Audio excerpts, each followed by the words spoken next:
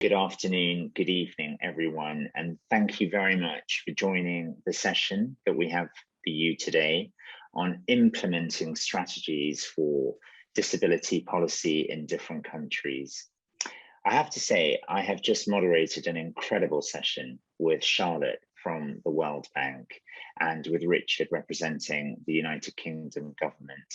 And actually, it was really interesting for me to listen to the different strategies of how these world organizations actually think and prioritize where they're going to put their money and prioritize how they want to put disability or include disability into strategies, every project that actually we're trying to roll out across the world. So it really was an incredibly fascinating session. And with Richard talking about website accessibility and digital online accessibility for people with disabilities and how the UK government perceived this, it was really incredible to hear his stories too. So this session today is all about implementing these policies in real life. And we have an incredible panel that are going to share some phenomenal insights. And I'm going to introduce that panel very shortly. But first of all, let me introduce myself. My name is Hardeep. I am the CEO and founder of the Kaleidoscope group of companies.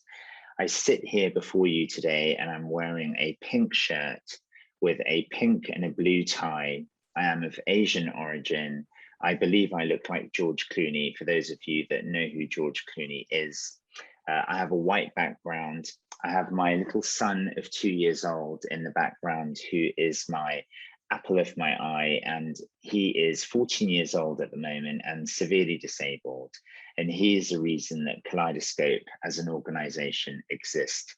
And he's my inspiration for doing what I do today, which is helping people with disabilities to find their purpose in their lives. So what I'm going to do, I'm going to go one by one through my panel and introduce them by name. And then I'm going to ask them to introduce themselves and their backgrounds briefly. And I'm delighted to introduce our first guest today, Marilena, who is the founder of The Butterfly, and she is a disability advocate. Over to you, Marilena. Good evening. My name is Marilena di Coste. I'm Italian. It's a pleasure to be here this evening with you, and I wish to thank the National Ability Summit for inviting me. I have a short blonde hair, brown eyes. I'm wearing reading glasses and a strong red lipstick and a white shirt. And I'm the founder of The Butterfly. So The Butterfly is the first official advocacy service in the UAE. And we are a startup of MAN, the Authority of Social Contribution, under the Community Development Department in Abu Dhabi. And our scope is to enhance the life of people of determination and their families. If you, Hardeep, allow me to be more specific in relation to the objective or our service, I would like to say that we have three main objectives. The first is to overcome the fragmentation of information in the disability field, being a centralized hub of information on rights, entitlements, and services available in Abu Dhabi.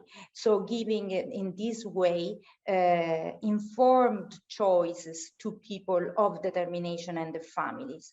The second, in addition to this enabling form of advocacy, we have the representative advocacy. So we represent people of determination in accessing to those services, and with the government entities, the service providers, we make sure the voice is heard and acted upon.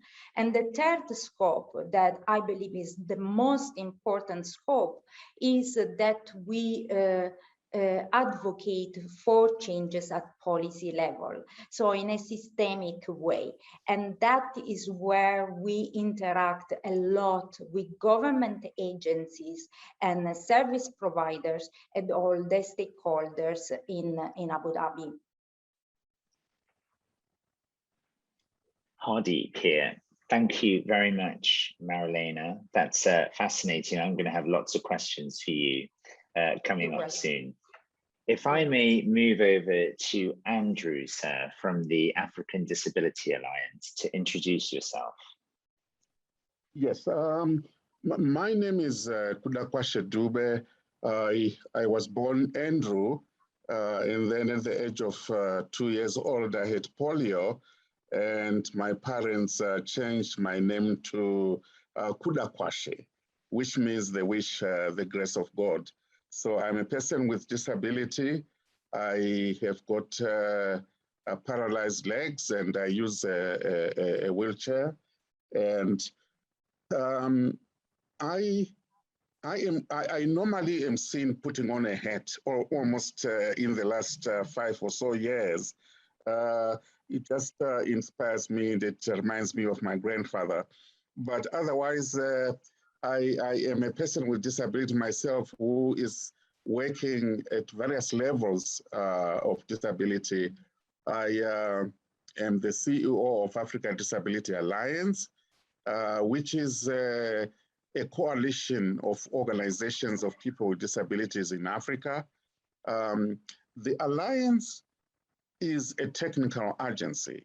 So what that means is that we don't, although our disability movement is our mother movement, so to speak, but our role is actually to take the messages from people with disabilities and convert them into policies, into legislation, into strategies at different levels of society. And we are, through our networks, we are present in all the 55 African countries here in Africa. I also do some civic duties. I'm the honorary president of Action on Disability and Development UK. They are based in Frome, Somerset in the UK. And I also chair the committee that is domesticating the UN Convention here in South Africa. And lastly, I'm a member of the Presidential Working Group on Persons with Disabilities here in South Africa as well. And I can almost hear the African Union saying, you forgot to mention that you are a member of the African Commission for Human and People's Rights, which is an intergovernmental body that is based in Banjul, Gambia. So I have 3 children, and they have been a part of my life and also a part of my work, because I've traveled everywhere with them as my assistants. Yeah, all right. Hardeep here. That's fantastic introduction, Andrew. Thank you so much. And it's funny because I actually thought when I introduced Charlotte from the World Bank and Richard from the UK government, that was really impressive, which of course it is. But listening to you and what you've been doing, I'm even more impressed. So thank you very much for sharing that, Andrew. That's incredible.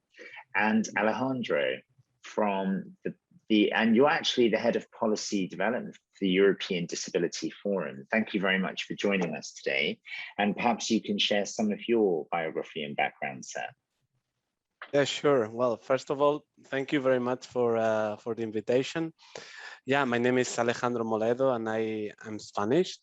And although I live in Brussels, in Belgium, and I'm head of policy at the European Disability Forum. I'm 34 years old, with brown hair, a beard, glasses. I have a visual disability. And to give you a little bit of an introduction to what we do at the European Disability Forum, EDF in short, EDF is the umbrella organization that brings together the European disability movement. So we are, as we say here in Brussels, an umbrella organization, an organization of organizations. So our members are those European NGOs that represent the different disability groups, such as the European Blind Union, the European Union of the Deaf, Autism Europe, Inclusion Europe on people with intellectual disabilities, and also those organizations in each member state of the European Union, representing the disability movement in their country. So basically, we bring together all these voices, all this, the European disability movement in itself, and we try to influence the work and the policy work of the European Union institutions. And we do so in cooperation with our members and with a series of advocacy actions trying to get policies which take into consideration the rights of persons with disabilities. So nothing about us is done without us. Hardeep here, fantastic, and thank you for that introduction. And I'm glad that you mentioned at this point, Alejandro, the nothing without us, nothing about us without us strapline, because you know, a lot of us disabled people, or most of us actually, really kind of relate to that phrase. So the way I'd like to begin this conversation, fascinating, by the way, in terms of what you're all trying to achieve, is I'd like to start this conversation with a really positive note. And that is, can each of you share some of the achievements that you feel proud of, that your organizations have managed to do, you know, milestones or goals that you've managed to achieve over whatever period of time it may be? But I want to start on a really positive note and say, these are the things that you have achieved. If that's okay, and then we'll come to the challenges, and then we'll come to the way forward. But let's talk about the good work that you're doing first. And Andrew, if you don't mind, I'm going to pick on you first, because you've obviously got your fingers dipped in lots of different pies. Tell us about some of the really good work that you've been able to achieve across Africa. Right. Thank you very much for that question. In fact, when we reflect. This is we are moving towards our 20th year since we were established. And we were actually established because governments and intergovernmental organizations, as well as civil society organizations, were struggling to get the disability agenda off the ground. So I was there when that idea came of establishing our organization. I happened to be working in that room on that day as a consultant at that point. And I think the concern was that we have this broad agenda on the African continent that relates to persons with disabilities, and yet no one was moving it. The African Union had declared a decade of people with disabilities. At the point in 2003, we were already halfway through, and no one was saying anything about it. And we were watching the Asian decade of people with disabilities, by the way, and we could see that there was a lot of progress in Asia and at that point. So we then said, let's establish a technical team, if you want, which will help everybody to get the disability agenda in Africa moving. Now, the rest is history. We then started the programming process. We knew the messages because we were part of the disability movement. But now, doing a Viva Viva kind of a slogan is not quite the same as translating those Vivas into something that is practical, that can help people. So what we then had to do was to start drafting our strategies, our programs. We soon realized that we were supposed to do it in all sectors of society, in all sectors of government. Now, this was overwhelming for us at start, and people were saying, now this is not possible. Certainly, we were about 4 or 5 or this. How is it possible that we can develop an approach that can influence every person with disability? At that point, we had 80 million Africans with disability.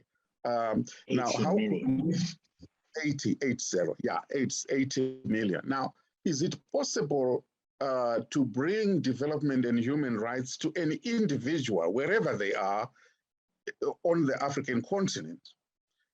whether they live there or whether they are visiting or whether they are from all over the world and coming into Africa. Now, is it possible to create a way of making sure that their rights are protected? Now, we went around many years in circles trying to figure out how best we can do it until we that it is possible by using first the UN Convention on the Rights of People with Disabilities. So our initial objective was, look, let's get every African country to ratify the UN Convention. And we thought at the time that if they ratify the convention, then our job is done. But then when one country after another gladly agreed with us and they went on to ratify the convention and with pomp and ceremony in some countries, we soon realized that that was not enough because they ratified it and put it in the shelf. Now, here we are, a group of 5 professionals. We now have governments on our hands that have got an important convention that must drive benefit and human rights to the individual. I have to emphasize that. We were not targeting a country, a big population.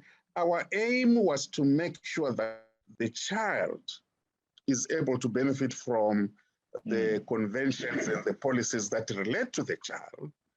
The same with the youth, women in the university.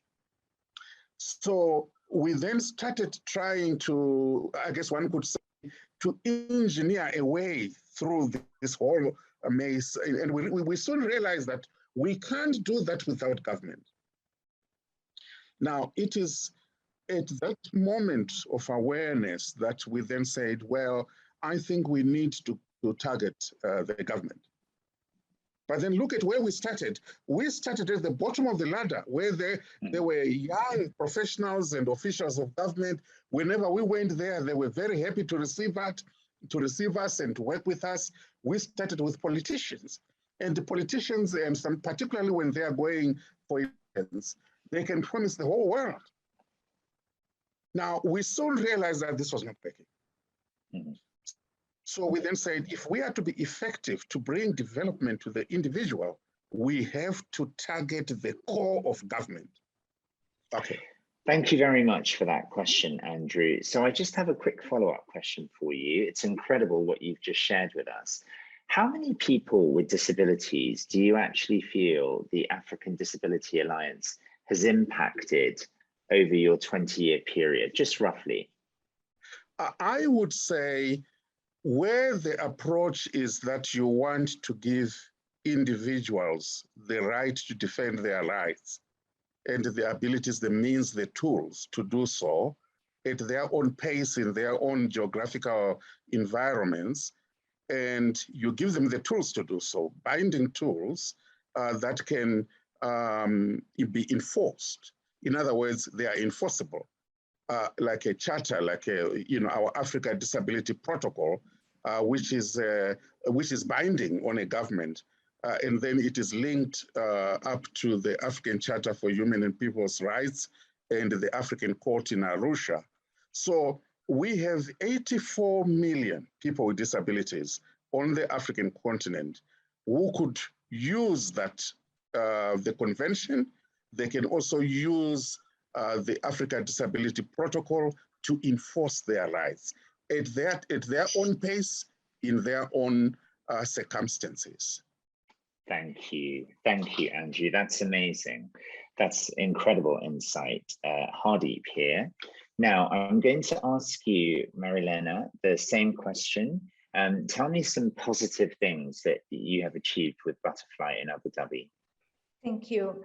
I found the story of Andrew extremely fascinating, and I have to say he has so many years of experience and so many good and fights that he has done along his career. But I consider myself extremely fortunate being in Abu Dhabi, because when I started, advocacy was something completely new and very difficult to be understood.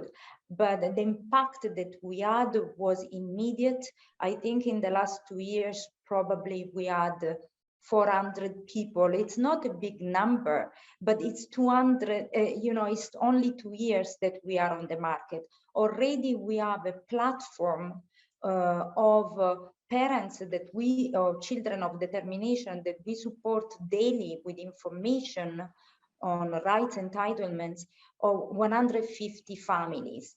Plus we have individual representation. We had the first year that we were in Abu Dhabi, we managed to have one child with autism included in a mainstream school. This year, we managed to include 15 children. So, it's an exponential growth. And this is through communication with the service providers, but also with government entities. In Abu Dhabi, we have a new disability strategy, Hardeep. And all the authorities, they are very committed to make it happen and to make the changes. So I didn't have to fight for long years as Andrew had to do. So something is happening and is tangible and is real. So we have even the advocacy service that for me has been very difficult to convey 2 years ago. People were associating advocacy with the legal representation. So I had to explain, and I had to say advocacy comes from a Latin word, advocare, that means add voice. So we wish to add voice to the needs and wishes of people of determination. We need to make sure that the voice heard is acted upon. And this is always what I say to the families, to people of determination, to the entities, to the service provider, government agencies. And now things are happening. And within the disability strategy, under the pillar of family social protection and family empowerment, advocacy is something that Abu Dhabi is going to develop and enhance. So we are going to welcome many more advocacy services in Abu Dhabi. So it's a great achievement. I'm really, from where I started 2 years ago with no support, with 4 parents, to where I am today, I'm really proud of all the results we achieved together, and not like Marilena, just together with families, with entities, with service providers. Hardeep here. Marilena, can I just check something? You are the founder of the Butterfly. That's you, right? Yes, and it was a foundation initially. It was Butterfly Foundation, but then in line with the disability, with the government strategy to enhance the third sector, we become social enterprise. Although advocacy is not a social enterprise, because we cannot say that advocacy is social enterprise, we believe that we can make ourselves self-sustainable and enhance the third sector through consultancy and through other service, and giving back to the community through advocacy. But I think it's a matter of time when the advocacy will become supported also financially by the government, although there we'll have to be careful about independency and partiality. Do you know, the reason I asked you that question is because I think it's a phenomenal achievement, what you've managed to do in a period of 2 years. It's really quite remarkable. I mean, I know Dubai very well. We go to Dubai a fair amount, and we've done work there. And actually, to get the government behind you is not the easiest thing to do. I'm sure you've had a lot of challenges with that, but the fact that you've grown to, I think you said 400 people, right, within 2 years, and And the fact that there is a disability strategy and the government is behind that, I think is the key to some of the success you're having. And I think that plays to the point you were making earlier, Andrew, about the importance of getting the core government involved behind the initiatives that you're following. So huge congratulations on what you've achieved there. That's incredible, Marilena. Thank you, Hardeep. We are part also, we are starting to be welcome in all the task force of the government. So we are part of the task force with the Human Resource Authority for the new employment strategy. So we are trying to create an inclusive framework for employers and to increase disability inclusion, equality in the workplace. We are part of the working group with the Early Childhood Authority, and so we voice the needs of all these parents. They are part of a platform. So we are not policy makers. I leave the job to Alejandro to do that. That is an expert, but certainly we influence policymakers through giving feedback from people of determination and families on the ground in Abu Dhabi. Fantastic. Thank you very much. Thank you. And Alejandro, if I may now come to you, sir, as head of policy, if you could tell us some wonderful achievements of the EDF. Well, it's difficult to choose one. It's not like we have achievements every single day. Unfortunately, we wish, no, but I would say that I would mention two, which I think are very relevant. One is the most recent one, which is that we finally, well, last March, the Commission published a new disability strategy. I think we are all kind of bringing up similar concepts in this regard. I fully agree with what Andrew said, that the CRPD, the ratification of the CRPD, which in the EU is universal. So all member states of the European Union have ratified the convention, but also the European Union itself. So that makes a universal ratification. But that's just the beginning of a whole set of ways to develop the convention in reality, in practice. And one of the elements and one of the tools that we have to ensure that the policymakers deliver on the convention and implement the convention is a strategy. A strategy can also be just a paper that they put on a shelf as well. But with a strategy, if it is a good strategy with timeline, with a clear leadership, with governing and monitoring mechanism, then advocacy organizations such as ours can relay to that strategy and keep our governments accountable for what they promised and the implementation of the CRPD. So last March, the Commission finally released a new disability strategy for the next decade from 2021 to 2030. And it's a very comprehensive set of proposals. It does include a lot of the demands from the disability movement, because fortunately, and this is what I mentioned before about leadership, in the last College of Commissioners the EU appointed in 2019 after the election, there is one Commissioner for Equality, which mission letter explicitly refers to the implementation of the CRPD. And but we didn't know back then if the Commission was willing to renew or to publish a new, to prepare a new disability strategy. The disability movement, joining forces with partners, with other civil society organizations, with the European Parliament as well, we were all very vocal in asking the Commission, okay, we had the disability strategy 2010 to 2020.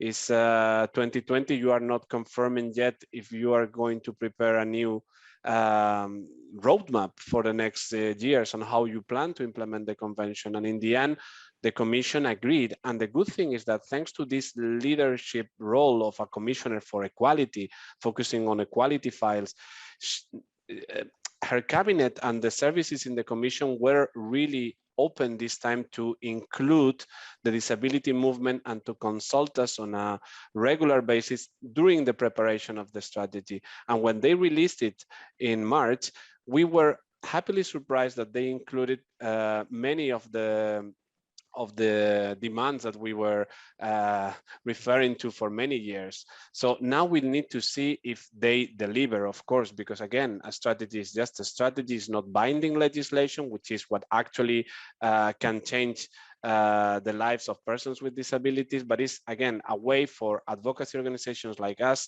to remind our policymakers, hey, you promised to do this, we need to work on this, the deadline is by next year, let's work on it.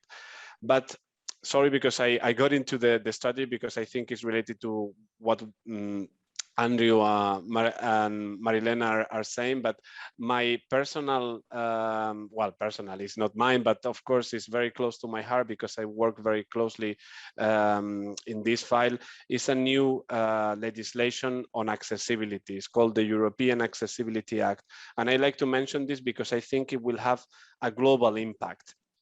Because in accessibility, particularly in accessibility to information and communications technologies, ICT, companies which are global, you know, Microsoft, Google, Apple, they tend to work on global standards and they want to have like consistent rules and kind of coherent environmental and regulatory ecosystem for them. So the way in which the EU approached this important legislation that we were calling for, I believe, like even more than a decade, and finally was presented in 2016, we didn't know back then if it was going to be approved. And we had many companies and many national governments' interests that they were not sure about this legislation, because the Commission, when they proposed this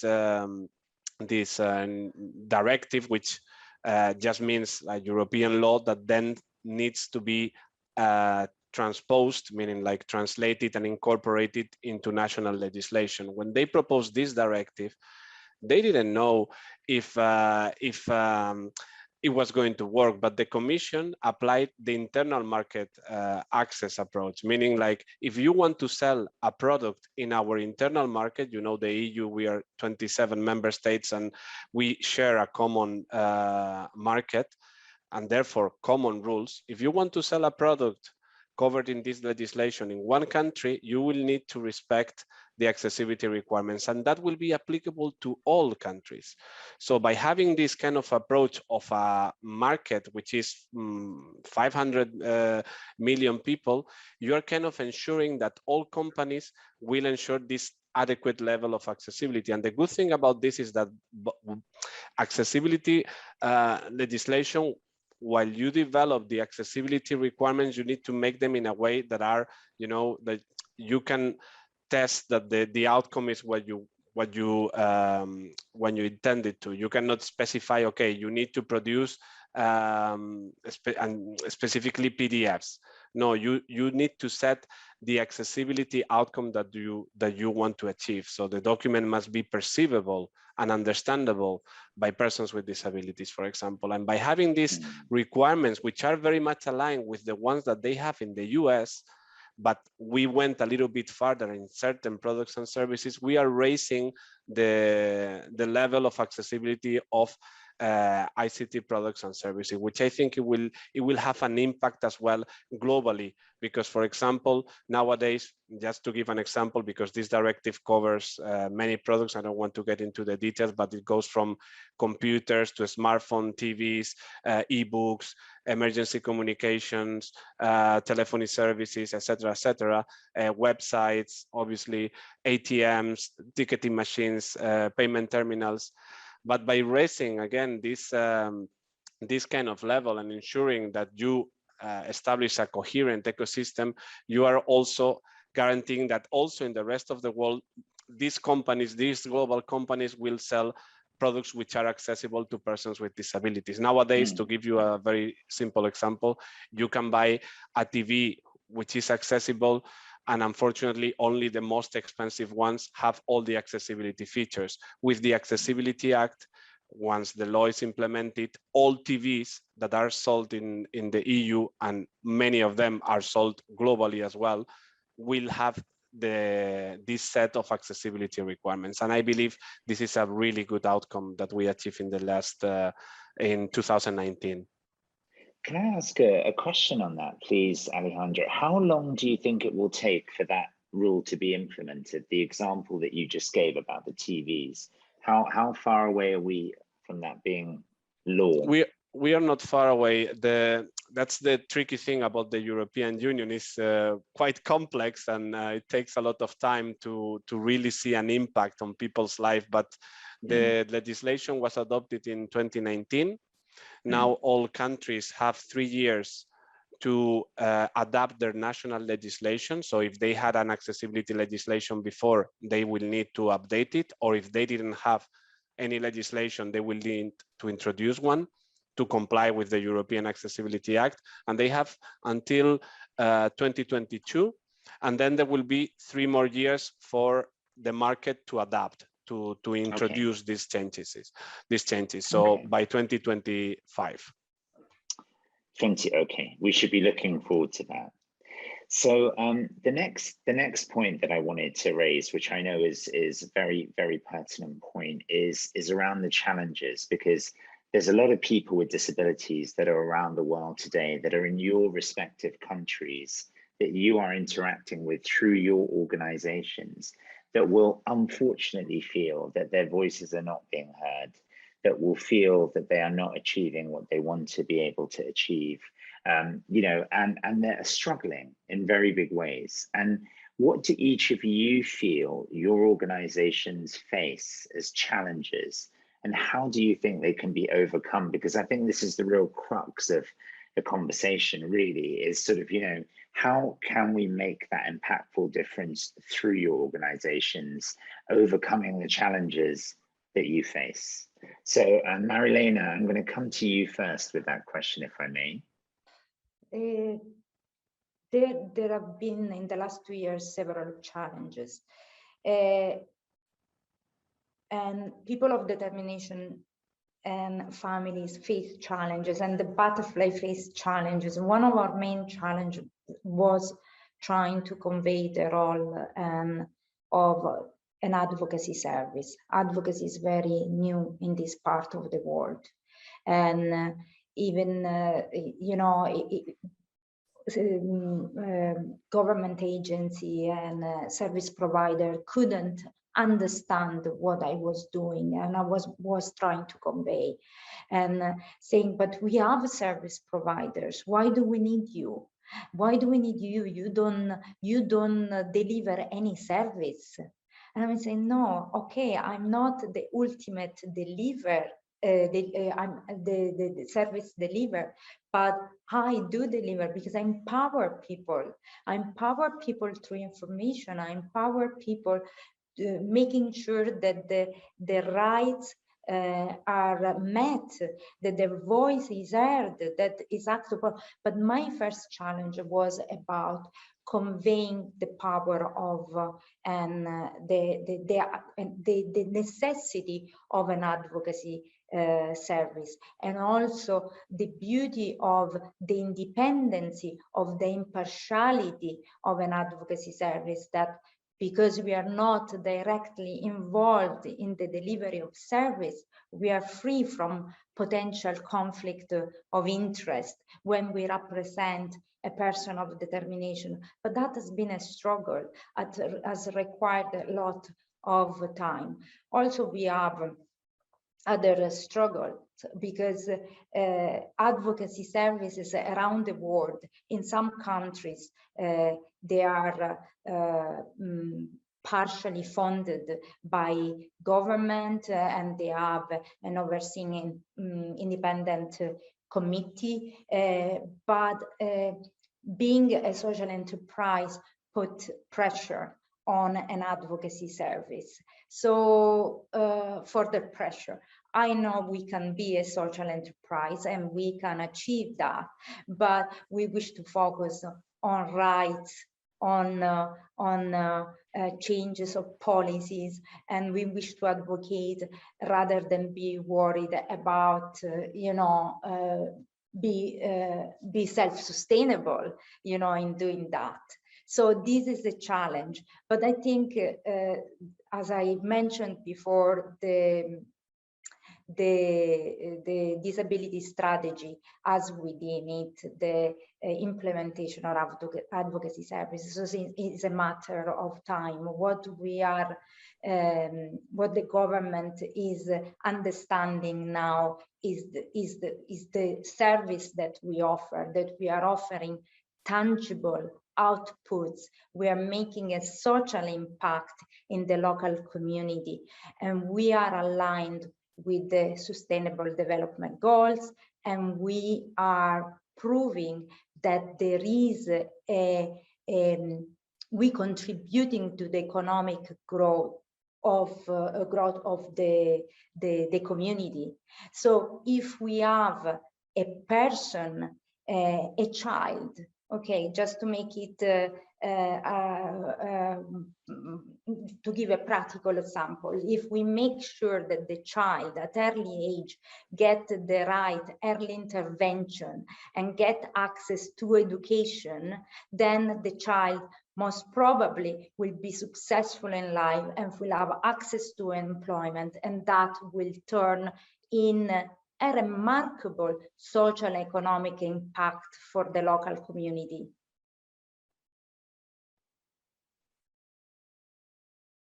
I cannot hear you. I was on mute. Thank you, Marilena. Thank you. That's very helpful.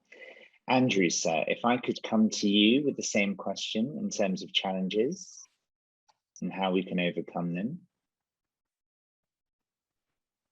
Thank you very much for that questions. For that question. The challenges are many. First of all, a friend of mine called Bill Albert from the UK talks about a concept that is called policy evaporation. Now, what that means is that although we managed to achieve a lot of policies and a lot of legislation and conventions are ratified and so on, but however, the benefit actually doesn't come as we expect it to come. But then also within any environment in which a person with disability lives, we have a situation where they have to deal with the day-to-day, some call them bread and butter issues, in the sense that they are not able to use policies to get the means of survival. Some of them on our continent, some of them are in refugee camps.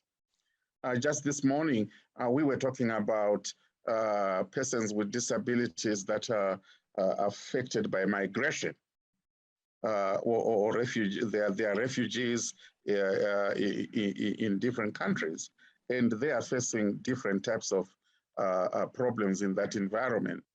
And I went to another country, which is a fairly well-to-do country, and they wanted people with disabilities to participate in Paralympics.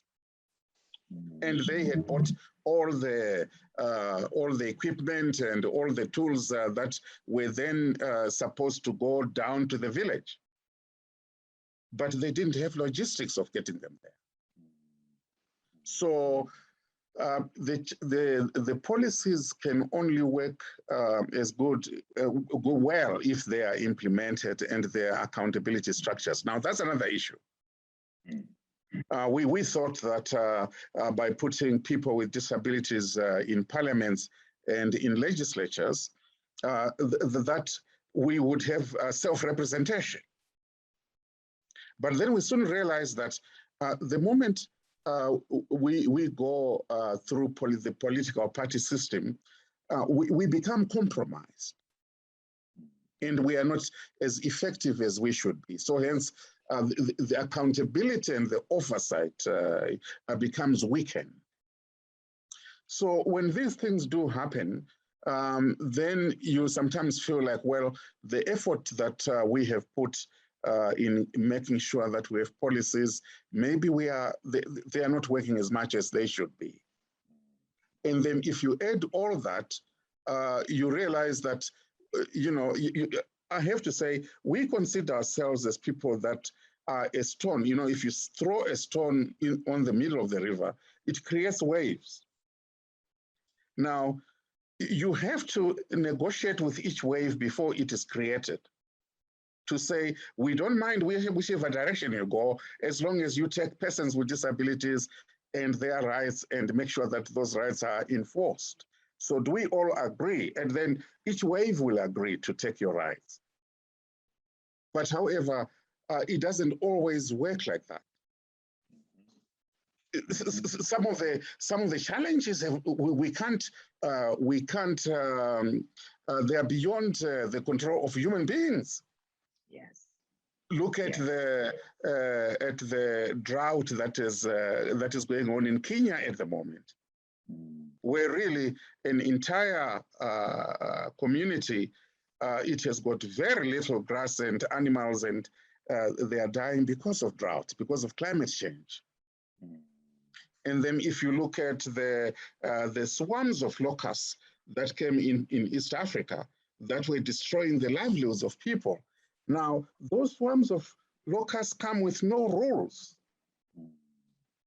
So we have these challenges, and there are many. For children with disability, which is my favorite topic, is that although we have done everything that we can, the UN Convention on the Rights of the Child, we have fought for legislation for children, inclusive quality education. But then again, when I'm with children, they tell me that they are failing to go to school because there is no transport. The school environment is not accessible, and so on and so forth. So the challenges, to answer your question now, the challenges can be found in each sector of society based on the circumstances of that sector. And the ability of us as change agents is to be aware of that fact and to be able to relate to these challenges if you are going to be useful in trying to assist with developing solutions.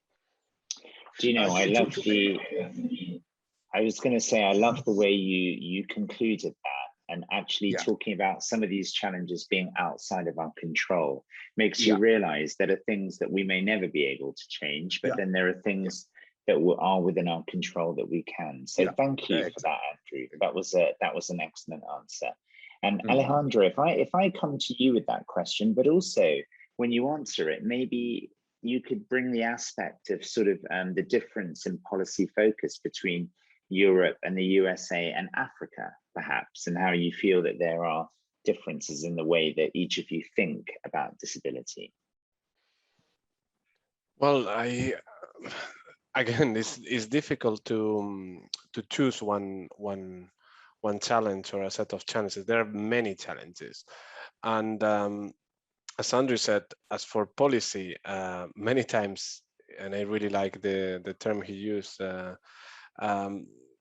It's true that the policies are adopted, legislation is adopted, and then the people's life doesn't change, and we need to ask ourselves why, and we need to see how the legislation is actually conceived and implemented and enforced, because you may have a really good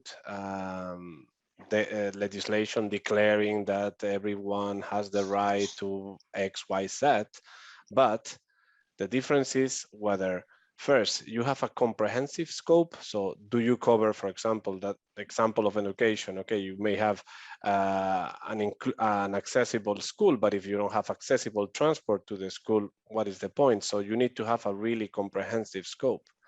Then you need to have clear requirements. And this is sometimes where legislation fails, because you say, okay, everything needs to be accessible, period. End of the article. How? accessibility is not like black and white. Now everything is accessible for absolutely everyone. No, you need to go into the details. The devil is in the details. And then some aspects that are also sometimes overlooked are political will. Is there a real political will to implement this legislation? Sometimes there is not. And then put your, how is it this expression? Put your pocket where your mouth is. So if you really want to implement a legislation and you really want to make a change, you need to invest the necessary resources to succeed. And that's sometimes, many times overlooked. So these different aspects, sometimes one missing can cause that a really good policy fails. And that's why when we engage in conversation with policymakers, we try to be as ambitious as possible and to look at all these little details. Then, and here's the peculiarity of the European Union, and I think the difference with the USA and Africa is that we have a system in which we have shared competencies. So there are some competencies in which the EU has a lot to say, such as, for example, what I mentioned before on the internal market. But others, such as social policies, including employment policies, education, and so forth, which are very, very much a national competence, in which case the EU can encourage and put forward like initiatives to coordinate or to support these kind of national competencies. And that's different with the US, which has also a federal system, and it has their federal laws, and then they have their state laws. So we do share some similarities in that regard, but I'm not an expert on comparing the different systems internationally.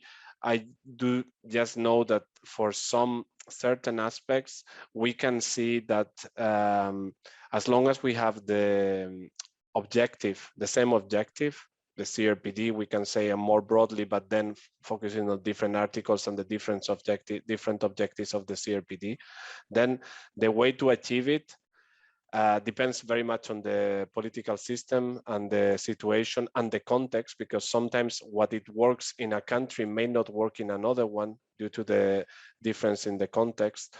But there are other things that we can replicate.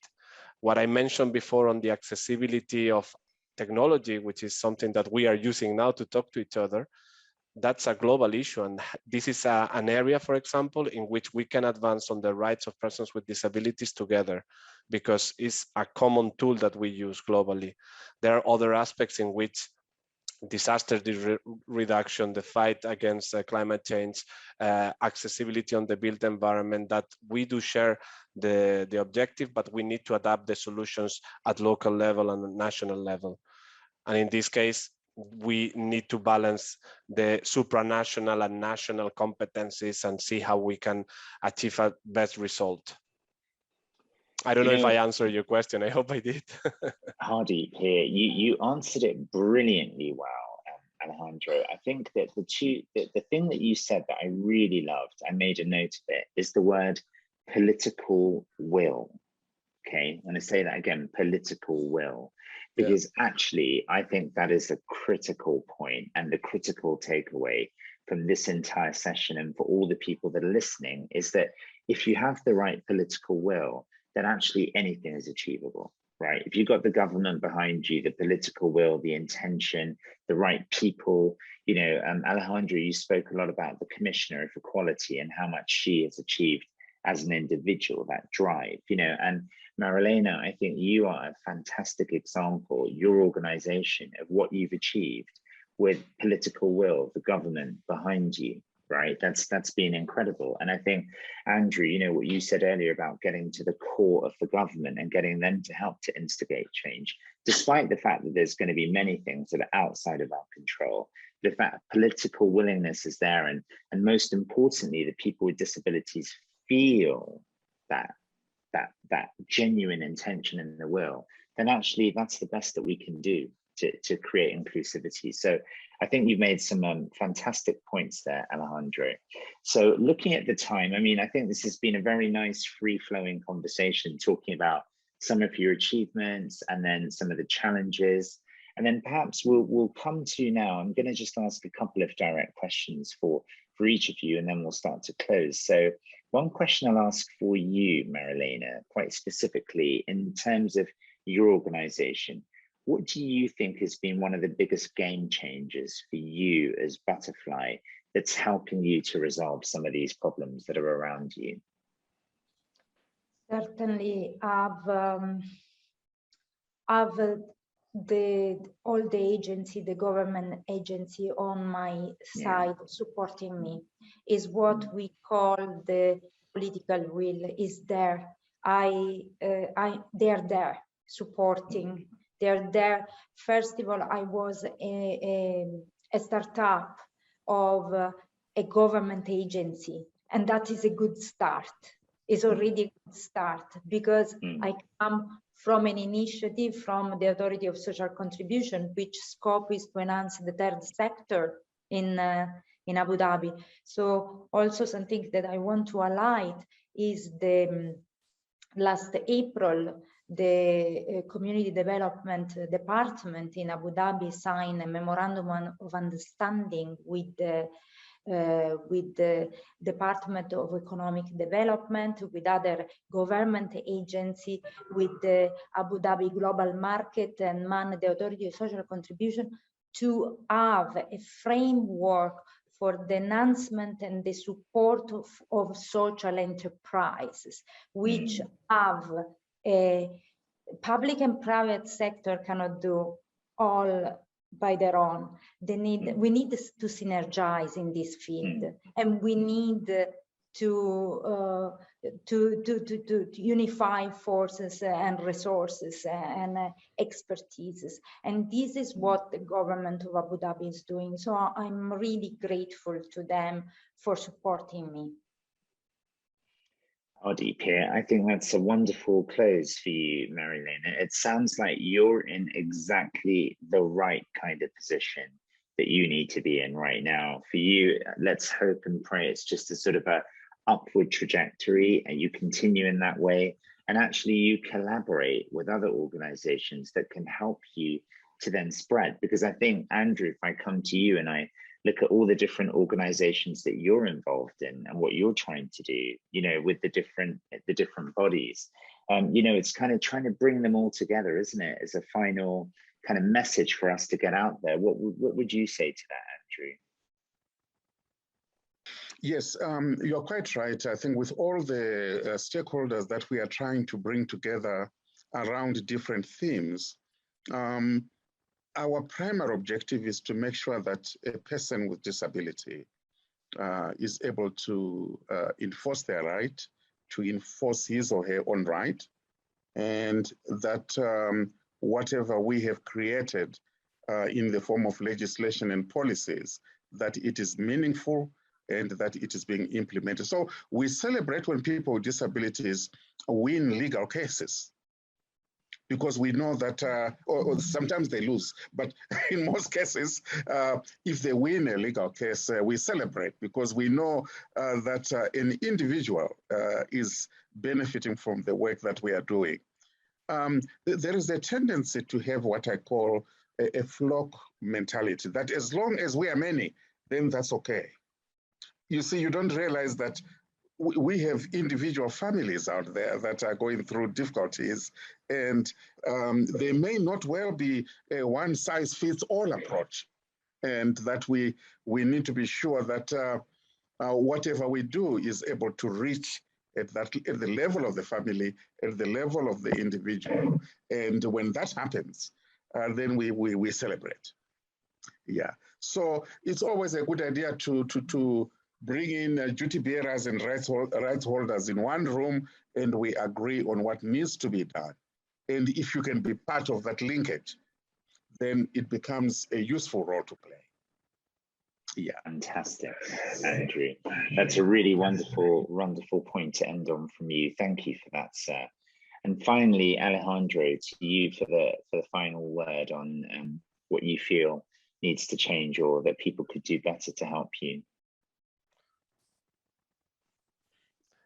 Well, I would say that something that is really a game changer is the strength of the disability movement all over the world. I've seen from the EDF how the disability movement is configured and funded in different countries in Europe. And you can really tell the difference when the disability movement is united and strong and is, well funded. It has, resources to bring together everybody to really represent the broad community. And when we are united, we're stronger, and therefore, without these kind of funds to subsist as an organization, or without the possibility for organizations to be active and to represent themselves, we cannot realize the motto "Nothing about us without us." So my wish or my ask or my idea as a game changer would be precisely this: to really empower the disability movement to be active and to be strong and to keep on advocating and to keep on fighting, which is in the end what we do every day. Fight and push. I would I'm gonna clap over here because I think from all of the three of you, I think that's been an absolutely phenomenal close to this session. Really, I do. And I think, Alejandro, the movements, you've kind of stolen some of my thunder now, because that was going to be my parting point, which is we've got the We the 15 movement following the Paralympics, which has been absolutely incredible as a movement. And there's the other one, which is the Valuable 500, which has been led by Caroline Casey, which is an incredible global movement that was successful, that has made some really big impactful changes. And I think, what you said about the European Accessibility Act coming into play as well, Alejandro, is very relevant. So I think for me, the next decade that we see coming up to 2030, I think is going to be massively influential and instrumental for people with disabilities. And I think what's been really impressive today is, Alejandro, listening to what you're doing from the European point of view, and Andrew, the phenomenal work you're doing from an African point of view, and Marilena, how you are making an impact in the world of the UAE, right? I mean, it's just incredible.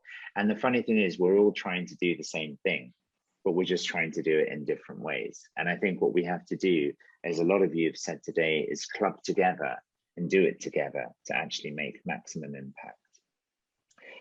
So I'm going to conclude the session with saying thank you very much indeed to Alejandro. It's been fantastic to meet you and listen to your anecdotes. Andrew, you've been brilliant. We've loved your humor and sense of humility. It's been wonderful. And Marilena, congratulations again on what you have been achieving with the butterfly, and long may that continue. And to everybody that's been watching at the NAS Summit, I sincerely hope that you have enjoyed this session on implementing changes. You've heard some fantastic stories about achievements, challenges, and the way forward. And we look forward to welcoming you again. Thank you.